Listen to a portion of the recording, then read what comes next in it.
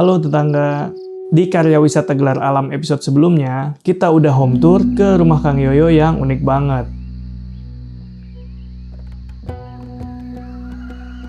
Jadi kebaikan apa yang kami terima hari ini untuk menjalani tatanan adat dan tradisi, konsepnya cukup dengan mematuhi apa yang diperintahkan leluhur, patuh dan manut.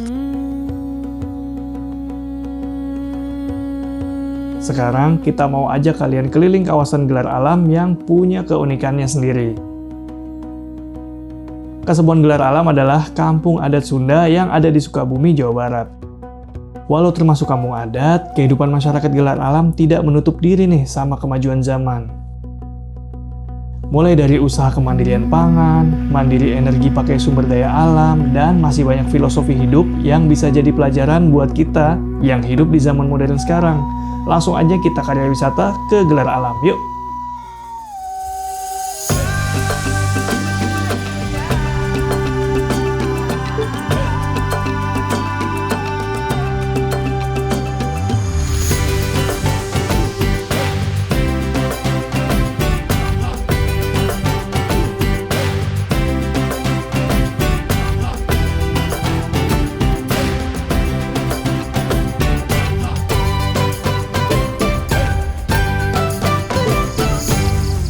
Oke tetangga online, sekarang kita masih di Karya Wisata dan kalau kemarin kalian udah lihat episode 1 yaitu rumah-rumah atau arsitektur dari Kasepuhan Gelar Alam, sekarang kita mau ngobrol tentang kehidupan di Kasepuhan Gelar Alam. Dan sekarang saya nggak sendiri karena saya bakal ditemani sama Bu Umi. Apa kabarnya Bu Umi?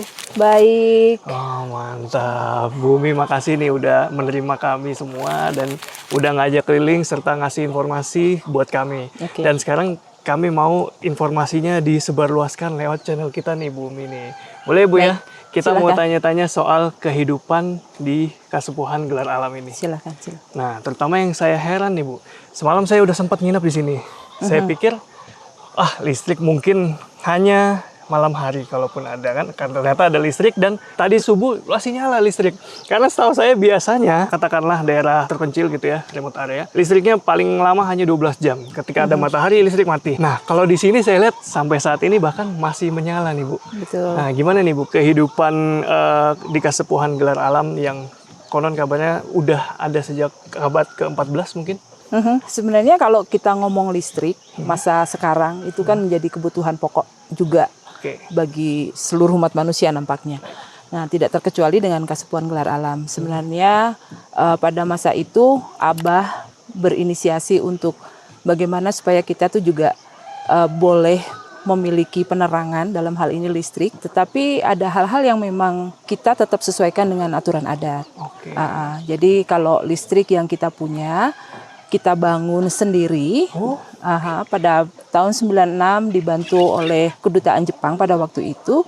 Kasepuhan membangun turbin mikrohidro. Wih, Kita memanfaatkan kekayaan yang kita miliki karena kalau menunggu listrik dari negara tersambung nampaknya akan nggak tahu kapan terjadi. Jadi Abah pada masa itu juga berinisiasi untuk membantu mewujudkan mimpi itu. Dan 96 mikrohidro pertama dibikin.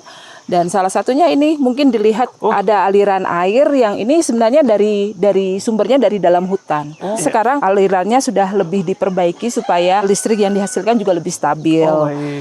Karena listrik air itu kadang-kadang kan tergantung dari kondisi air di hulu. Betul. Kalau misalnya hujan terlalu besar membawa sampah-sampah dari dalam hutan itu juga bisa menyebabkan aliran tersumbat dan itu listrik akan turun dayanya. Nah, kenapa listrik 24 jam? 24 jam. Ya karena boleh dibilang disebut free energy mungkin, tapi memang ketergantungannya terhadap air sangat tinggi. Salah satunya kenapa kami masyarakat di Kasepuhan tetap menjaga hutan. Karena kalau hutan tetap terjaga, sumber air tetap ada, listrik tetap menyala. Wih, seperti itu. Nanti kita kulik lagi soal menjaga kelestarian hutan dan alam ya tetangga. Jadi saya juga sempat lihat di tempat Bu Umi selain listriknya nyala 24 jam, terus saya lihat TV Ini TV nggak pernah saya lihat di Jakarta. Karena logonya di kiri ada apa Bu? Ciga TV. Ciga TV. Aha. Itu TV lokasi nih Bu? Betul. Salah satu output yang kita hasilkan dari listrik itu sendiri adalah Kasepuhan membangun televisi komunitas di tahun 2008. Kita beri nama Siga TV. Siga TV. Siga itu sebenarnya ada dua ini ya, pemaknaan. Oke. Ciga dalam bahasa Sunda artinya mirip, mirip TV. Iya. Jadi TV-an gitu karena Oke. TV itu dulu tahun 2008 Abah membuat transmitter televisi dari bahan-bahan seadanya untuk kemudian dirakit menjadi transmitter televisi. Ketika itu kemudian berhasil, tuh kan Ciga TV, mirip TV. Tapi di sisi lain, Ciga sendiri juga bisa berarti pada waktu itu, karena kita masih tinggal di Ciptagelar, jadi bisa disebut juga sebagai Ciptagelar Televisi. Oke, jadi bermakna ganda nih. Ya, nah televisi lokal sendiri sebenarnya juga bukan hanya televisi. Tahun 2004 itu sudah ada radio juga, radio komunitas. Oke. Dan televisi juga kita operasi selama 24 jam, tidak berhenti. Karena listrik juga 24 jam. 24 jam. Karena semua kita bangun sendiri, kita rawat sendiri, jadi semuanya bisa kita gunakan kapanpun kita mau. Asik, jadi udah mandiri energi, juga mandiri informasinya juga dapat nih. Warga juga bisa dapat ini ya, hiburan atau sarana penyiaran. Betul. Karena ini aksesnya lumayan sulit tetangga untuk kesini. Tadi kemarin saya kesini beberapa jam Bu, mungkin agak molor ya Bu dari waktu yang biasanya karena cuaca buruk dan kendaraannya juga nggak kuat nanjaknya. Lebih tepatnya begitu Bu. Ketika sampai sini, bener nih. Untungnya satu lampu nyala terang gitu kan. Dua, air ada jelas gitu. Nah yang ketiga, internet gimana nih? Nggak ada sinyal. Ternyata ada solusinya juga. Betul. Jadi kalau tahun 2006 kita membangun turbin. Nah, sebenarnya dimulai sejak 2011 Abah sangat pengen untuk memiliki sarana komunikasi supaya bisa menyambungkan komunikasi dengan lebih baik bagi seluruh warga Kasepuhan. Hanya saja kan pada masa itu juga masih belum ada tangan-tangan yang tepat untuk membantu mewujudkan. Nah, baru di 2016 sudah mulai ini. 2017 secara resmi running untuk kita WiFi. Sebenarnya sih pemerintah pernah membantu, hanya rencananya sih berapa tahun, tapi kemudian baru 1 tahun lebih sedikit dihentikan. Kita tidak tahu alasan. Nah dari situ kemudian Abang berpikir kita tuh zaman sekarang membutuhkan komunikasi dengan lebih baik karena kan ada juga warga Kasepuhan yang tinggal di luar kota atau di tempat-tempat yang lain. Mereka juga butuh berkomunikasi dengan keluarganya. Belum lagi kita membutuhkan menyampaikan sesuatu kepada seluruh warga Kasepuhan karena kan Kasepuhan sendiri warganya ada di 569 kampung. Jadi memang kita butuh untuk menjalin informasi dengan lebih baik. Sementara tidak semuanya terjangkau oleh provider telekomunikasi. Jadi banyak sekali blank spot yang kita akan cukup kesulitan ketika ingin menyampaikan informasi ke mereka. Jadi Abah kemudian berinisiatif untuk membangun jaringan internet dan itu dimulai pada awalnya memang point to point, tapi punya kelemahan kan kalau ada perubahan cuaca itu akan sangat terpengaruh. Nah kemudian baru sekitar 4 tahun belakangan Abah kemudian mengembangkan itu dengan fiber optik dan kita berkomunikasi dengan jauh lebih mudah. Betul, sangat membantu sih Bu, terutama buat orang-orang kayak saya yang sengaja datang ke sini tapi tetap ingin masih punya akses informasi dan juga pastinya warga juga bakal sangat ini ya menolong ya. Betul. Kan saya nginep di tempat Bu Umi, terus saya keluar, WiFi dapat. Saya tes lagi jalan ke lapangan masih dapat. Sampai sini nih alun-alun nih Bu. Iya, sebenarnya bukan hanya di wilayah ini saja ya. Misalnya kamu beli voucher di salah satu tempat, itu bisa digunakan di 569 kampung lainnya. Hanya saja barangkali ketika alatnya berbeda, butuh login baru lagi. Tetapi tetap itu yang digunakan, kode itu yang dipakai. Iya. Jadi seru banget. Jadi sistemnya tuh saya beli voucher kayak beli voucher pulsa gitu. Nanti dapat kode voucher, password. Nanti tinggal login sesuai dengan kodenya. Login, udah. Sesimpel itu dan itu biayanya saat ini ya 2026 kita syuting 10.000 untuk 24 jam. Worth it banget. Unlimited kuota. Gokil. Sekarang kita ada di depan bangunan apa nih Bu, ngomong-ngomong? Kalau dilihat di depan itu, kita menyebutnya Imah Gede. Imah Gede. Imah Gede atau kata lain adalah rumah komunitas. Ini adalah rumah kasepuhan, rumah seluruh warga, di mana kita bisa menerima orang yang datang, siapapun itu, di dalam sana. Oh, jadi ini selalu terbuka Bu? Selalu terbuka. Siapapun tamu kayak saya? Siapapun welcome untuk datang ke sana. Kalau dari segi fungsi di masyarakat Kasepuhan ini fungsinya apa Bu? Selain tamu, menerima tamu? Fungsinya selain tamu, karena ini itu tadi rumah komunitas atau disebutnya juga rumah seluruh warga. Jadi bila mana Kasepuhan mengadakan acara-acara adat, itu diselenggarakan di sini. Dan itu tempat berkumpulnya seluruh warga di Kasepuhan ada di sini. Jadi kalau ngomongin acara adat kan ada banyak terjadi, yang setiap bulan juga ada. Jadi warga Baris Kolot itu akan ngumpul di sana. Lama nggak Bu bikin kue gini Bu?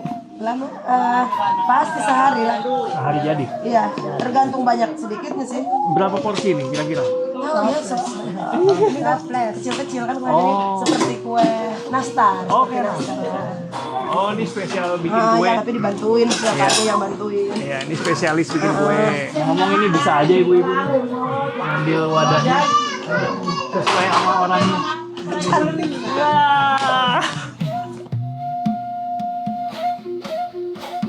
Berarti kalau dari tata letak sendiri Bu, di Kasepuhan ini ada aturan tertentu atau pembagian tertentu mungkin? Kalau pembagian sebenarnya kita menyesuaikan juga dengan kontur yang ada. Baik. Tapi sebenarnya secara prinsip ada wilayah atau tempat yang paling istilahnya dalam tanda kutip paling selatan itu adalah tempat di mana pemimpin adat berada, Abah. Dan ini adalah Imah Gede, di sebelah sana bisa disebut sebagai kantornya Abah, di mana beliau menerima warga dan juga para tamu yang datang untuk keperluan mereka masing-masing. Dan di sebelahnya lagi adalah rumah kediaman pribadi Abah. Kemudian kalau kita melihat, ini ada disebutnya podium. Podium itu biasanya digunakan kalau misalnya ada upacara tertentu atau 17 Agustus misalnya. Terus di sebelah sana, bangunan sebelah sananya disebutnya pangkemitan. Atau tempat para penjaga berada. Pangkemitan sendiri ada dua, ada yang depan, ada yang belakang. Yang ini yang depan. Pangkemitan itu kayak security pengamanan. Iya, boleh dibilang hampir mirip seperti itulah kalau dalam bahasa modernnya kita sebut. Nah, di sebelah sana itu disebutnya Leit Sijimat. Leit Sijimat sebenarnya juga bisa dibilang sebagai lumbung paling besar di Kasepuhan, sekaligus menjadi simbol dari Kasepuhan itu sendiri. Itu letaknya di sana. Dan di sebelah ini balai pertemuan. Jadi kalau ada acara yang besar, terus kita membutuhkan untuk mengumpulkan lebih banyak orang, itu kita menggunakan balai pertemuan. Karena kalau di Imah Gede sendiri kan barangkali nggak akan tertampung. Dan kalau dilihat di sebelah sana itu ada ajeng pameran. Yang ini Bu? Yang itu, iya, yang bangunan kosong. Jadi kalau pada waktu Serentahun itu warga pada datang dengan membawa hasil bumi dan juga hasil kerajinan mereka untuk dipamerkan di sana. Itu. Nah di sebelahnya itu ada ajeng wayang. Oh, yang ini ada gamelan? Iya, betul, ajeng wayang. Jadi minimal sebulan sekali itu wayang golek melakukan pertunjukan di sini. Dan ini di sebelahnya ada musola, kemudian ada kamar mandi umum, sebelahnya lagi ada ajeng topeng. Buat apa Bu? Sama, untuk pertunjukan topeng kolot disebutnya. Jadi ada kesenian tradisional juga yang disebutnya topeng kolot, tapi bukan topeng yang menggunakan topeng ya, tapi lebih kayak dramaturgi seperti itu. Nah, nanti di belakang Imah Gede lagi itu ada ajeng angklung, tempat performan angklung. Mantap. Berarti kalau tempat tinggal warga adanya di? Tempat tinggal warga ada di beberapa titik. Di belakang Imah Gede kebetulan ada satu perkampungan, itu nyambung sampai di bawahnya, sesuai dengan kontur juga ya. Terus sebelah bawah sana sebenarnya yang jauh lebih banyak penduduknya. Menarik ya tetangga, jadi memang pembagiannya sudah ditentukan. Di sisi selatan adalah tempat Imah Gede, rumah Abah. Betul. Gitu ya, tempat-tempat yang jadi kantor ya, tanda kutip, dari Kasepuhan Gelar Alam ini.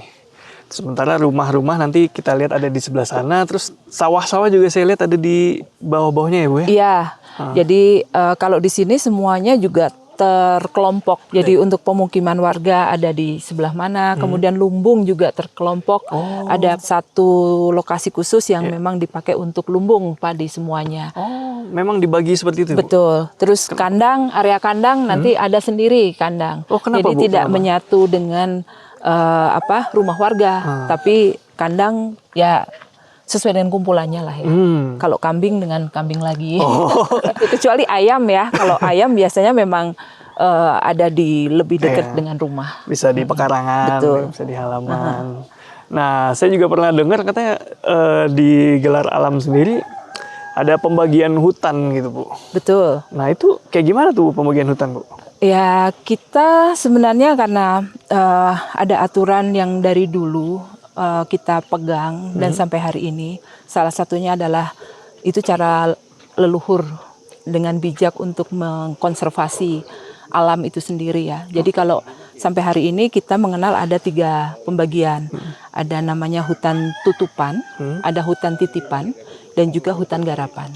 Bagi kami masyarakat adat sebenarnya hidup berdampingan dengan hutan, dengan alam itu adalah sebuah keseharusan. Karena sejatinya manusia dengan alam itu saling tergantung. Kalau alamnya rusak, eksistensi kita sendiri juga sebenarnya terancam.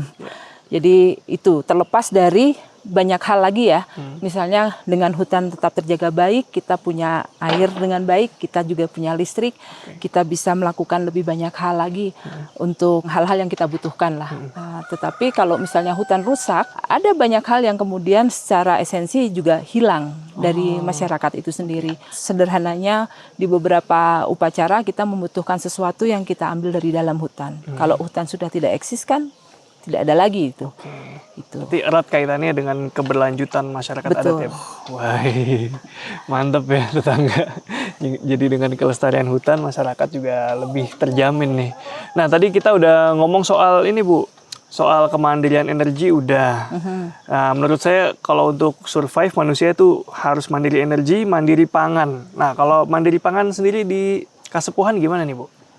Mandiri pangan, mungkin bisa dilihat di depan kita ada berjajar banyak sekali lumbung padi. Iya. Ini lumbung padi milik Kasepuhan. Oke. Warga sendiri juga ada, itu kompleksnya berbeda. Oh yang milik pribadi juga punya? Juga punya. Oke. Nah, beberapa tahun yang lalu Abah sempat menyampaikan bahwa kalau dihitung dari cadangan yang kita miliki, lumbung yang ada di seluruh Kasepuhan dengan jumlah warga dan pola konsumsi, ya cukuplah untuk 95 tahun ke depan. Wah, wow. Begitu. Jadi keberlanjutan pangan di sini udah bisa sampai 95 tahun ke depan. Betul. Wah, gokil Bu. Emangnya ini kan isinya berarti padi. Iya. Padinya setelah panen masuk sini apa dijual gitu sih Bu? Nah, itu yang membedakan. Padi buat kami bukan komoditi, tetapi padi buat masyarakat kami adalah kehidupan. Nggak dijual Bu? Ada yang jual kehidupan? Oh iya, pertanyaan bagus. Itu dia. Jadi padi kita hasilkan untuk disimpan untuk kehidupan kita. Oh baik, jadi hasil panen padi terutama ya semuanya disimpan. Betul. Nggak boleh dijual. Tidak. Itu udah hukum di sini. Iya, itu hukum adat yang berlaku di masyarakat karena kehidupan itu kita butuhkan, ya kehidupan harus kita jaga. Oke, Tidak kalau untuk diperjualbelikan. kalau hasil bumi lainnya? Hasil bumi lainnya bisa diperjualbelikan. Misalnya kan di sini ada banyak tumbuh pohon aren.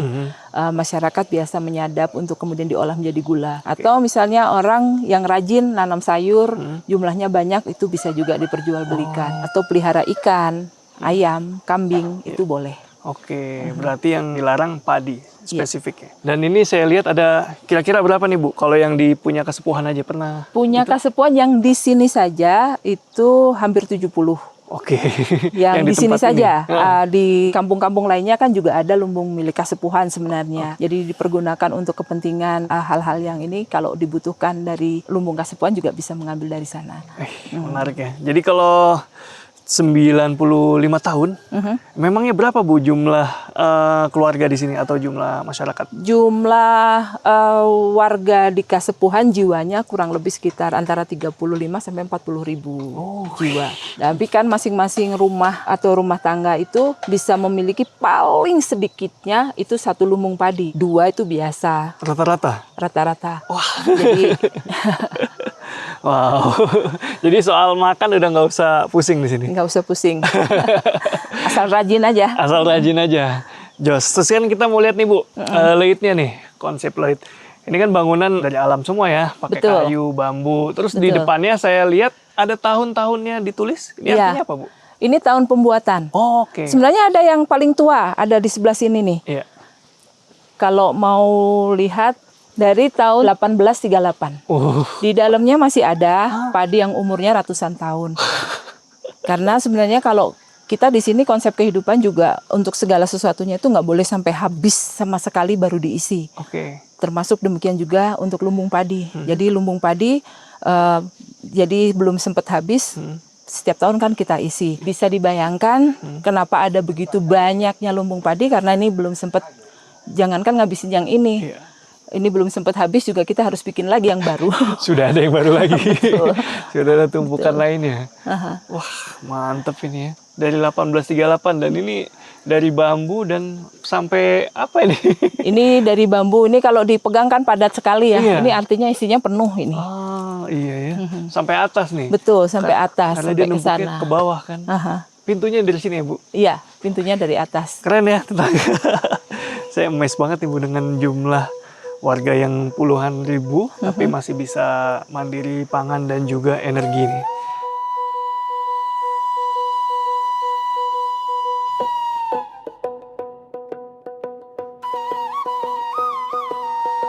Mau bikin tepung gue?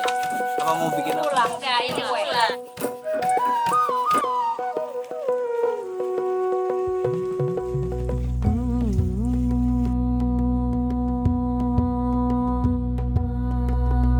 Oke, tetangga, itu dia tadi obrol-obrolan kita nih soal masyarakat Kasepuhan Gelar Alam. Dan sejujurnya Bu, saya nggak nyangka nih. Sebelum datang ke sini saya berpikir masyarakat adat ya udah tradisional full, tanpa adanya teknologi, tanpa listrik segala macam. Tapi di sini saya menemukan hal yang berbeda.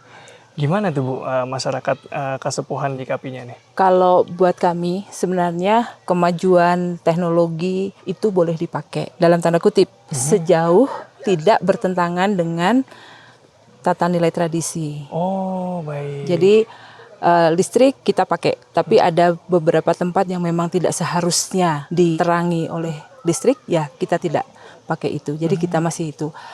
Traktor untuk pertanian sama sekali kita tidak pakai. Tapi hal-hal lain yang tidak bertentangan dengan nilai-nilai itu boleh kita pakai.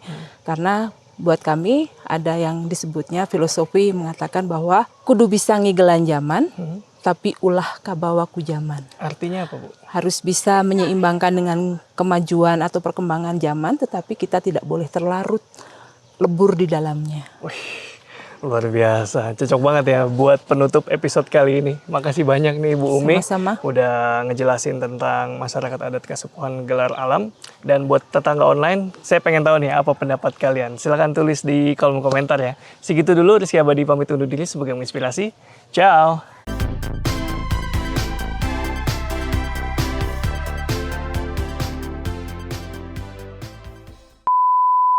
Kalau mau dilihat, Bu, awas, Bu.